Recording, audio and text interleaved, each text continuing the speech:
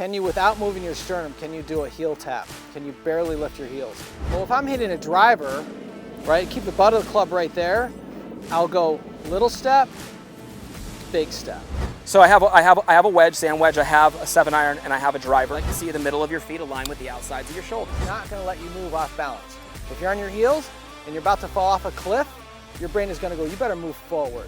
And this is why I'm such a big believer in stance lasts, because in your final adjustment, you can adjust your stance so that your weight is on the balls of your feet, right? Absolutely. Like there's just no sport you play from your heels. That's crazy, right? So if I was a boxer, I wouldn't be back on my heels. I'd be on the balls of my feet. Now in golf, we do move into that right heel dynamically. Point real quick though, because for me, I always feel like the majority for me is just ahead of my laces right there. Where do you feel like yours is when you're Same thing. What I tell people here is that once you set up, here's another little checkpoint. You know me, I love checkpoints. If I want to check my balance point, here's the question.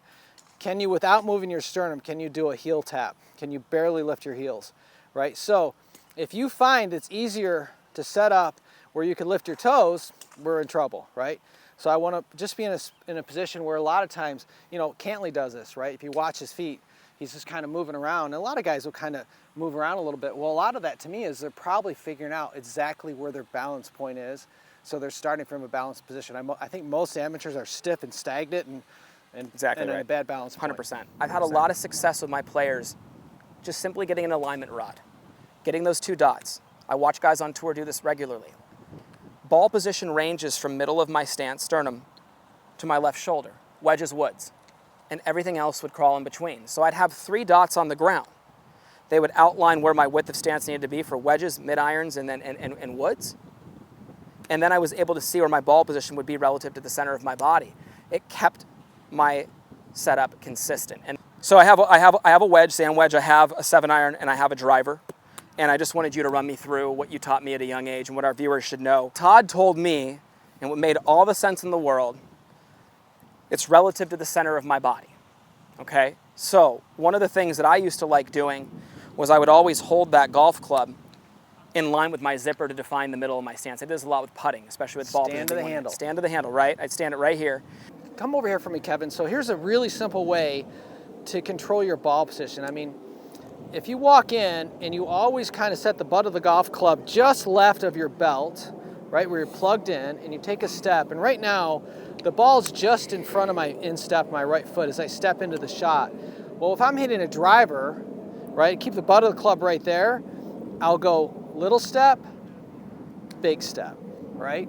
And so if I want to hit a 7-iron, right, I would take a little bigger step, right, and a little smaller step. I mean, that's a way to do it. If I'm hitting a wedge, right, and I want to walk in, I want the ball centered or even slightly behind center, depending if I want to knock down a shot, I could go big step, small step. So you kind of work it that way. So you've got a natural way to walk into the shot in a system that works, but it is all based on understanding what width stance you need for what club and what shot you're hitting. There are simple things you can do with a T pattern on the ground with an alignment rod to help yourself. Yep. I used to love just getting my toes together, which is going to guarantee I'm square. I used to love getting the hands right in the middle of my body right here to see exactly how far ahead of my center that was. I know 7-iron would need to be about right there relative to my center, and then I would equally distribute, and that helped me very much with the way that I could then get the ball correct. What's happening with the weight distribution with the lower body? And here's the thing, that's relative to the width of your stance. All right, so one thing that I've watched Xander Schauffele do on this range, one thing that I do with all my young players and all of our tour players who are trying to be very precise, we take their shoulder width. We put 2 dots on an alignment rod and a midpoint, so 3 dots are on an alignment rod. Now what we do is we help them understand that we like to see their wedges with the outsides of their feet align with the outsides of their shoulders. For a mid-iron, we'd like to see the middle of your feet align with the outsides of your shoulders. For a driver or wood, the insteps are aligned with the outsides of your shoulders. Now think about it. An inch hip bump with this width of stance is far more significant to pressure being placed here than this width of stance, where my upper body is actually now being supported by more of the inside of my right leg. So for me, with a wedge, when I'm setting up, and this would be most players, Cam Sisk would say the same thing, who a lot of you guys have watched, they would bump the hips with that wedge, and he'd say, man, that's like 75, 80% right there. Okay, well now I have that 7-iron, middle feet outside the shoulders, that same hip bump, that's about 60-40. But then I get that driver out, that same hip bump, but the upper body is supported by this back leg, I feel 60 for me right there and more 40 up there. Now that's how I feel. When we pull the body track out for a lot of our players, our better players line up with those numbers pretty successfully. Just said though, because for the viewers to understand that, hey, you know, you'll hear good players say, hey, I try to get a little more weight on my left side when they're hitting a wedge or a short club, right? A short shot. It's not that it's just that their right foot is closer to their left. That's all it is. Exactly. It's all it is. So if I bring my right foot over here like this, and I did the same thing with my hip bump, I really feel like I'm over there now, right? So it's just how far is your right foot from your center? Yes. So the different feeling of pressure. I love what he just said. It's exactly right there. That's a great way to say it. So if I had my right foot here and I did this, I feel like I have more weight on that left side, but it's the same distribution as far as position goes, as far as my hips and center goes. So you take driver for an example. I need to play this on the inside of my left foot. And I go, this ought to be good. Yeah. And I set up like this. And I go, well, okay, relative to the center of your body, that's where I'd be playing my 8-iron. Okay? Then I see the guy show up like this.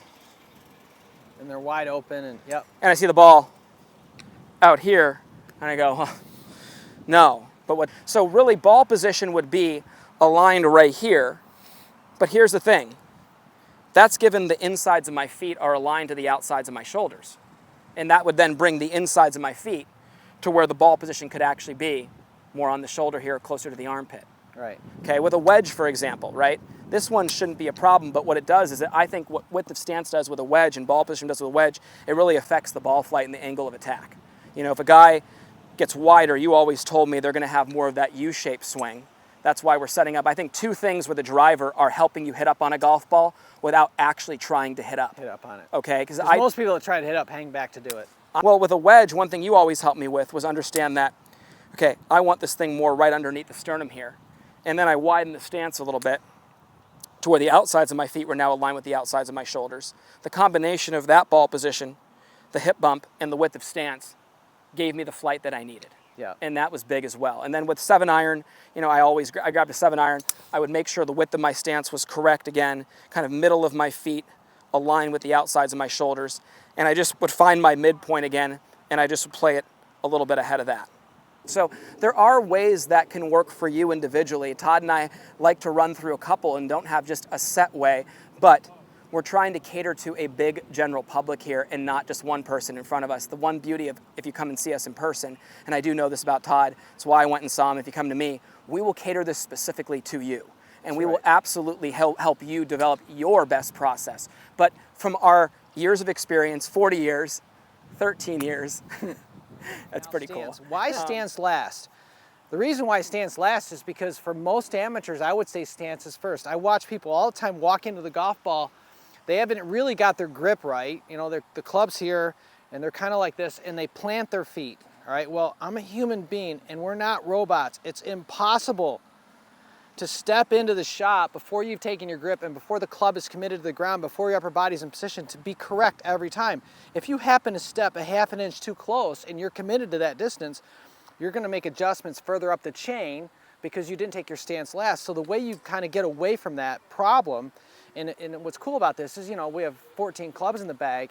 Well, we're at a different distance from the golf ball with each club because the shafts are longer and shorter, right? So at any rate, if you always take your stance last, you know, I always say two things control the distance you stand from a golf ball with every club in your hand. One is connection point. We just talked about connection point. Preset it, right? The next is balance point. Well, if my connection point stays the same and my balance point stays the same, it doesn't matter whether I have a driver or a wedge or a putter, it's always connection point, right? Balance point, and then I'm athletically set. So now I can move, right? Now I'm ready to start my golf swing. If I'm off here, if I'm on the heels or on the toes or disconnected, you know, your brain is not going to let you move off balance. If you're on your heels and you're about to fall off a cliff, your brain is going to go, you better move forward. Absolutely. And if you're on your toes and about to fall off the cliff, your brain is going to make you move back. How often do we see this one right here? Back on the heels. Right. Straighten out, down. I mean, I see it all the time. Yep. And it's just because they didn't find the correct balance point. They didn't find the right spot to be. They don't have the right angles to cleanly turn around their backs 100%. Yep. Love it. I love it. So grip, alignment, posture, stance last. Yep. That's exactly how I learned to play. Gaps. GAPS every time. every time. And trust me. How many times do it? Every time, right? yeah. And what you're doing wrong doesn't matter because it doesn't change what you need to do right. So the whole point is somebody comes back to you on the range and says, oh man, you're here, you're here, you're here. Well, hold on, go back and find those simple checkpoints that we've created for you. At Forzak Golf, we take a lot of pride in having developed some of the best and most consistent golf swings on the planet. We do this through simplicity. Our Full Swing Masterclass will take you on a step-by-step, easy-to-understand process on how to get your golf swing better than ever. Join the many before you who've utilized our Full Swing Masterclass to take their games to the next level and beyond.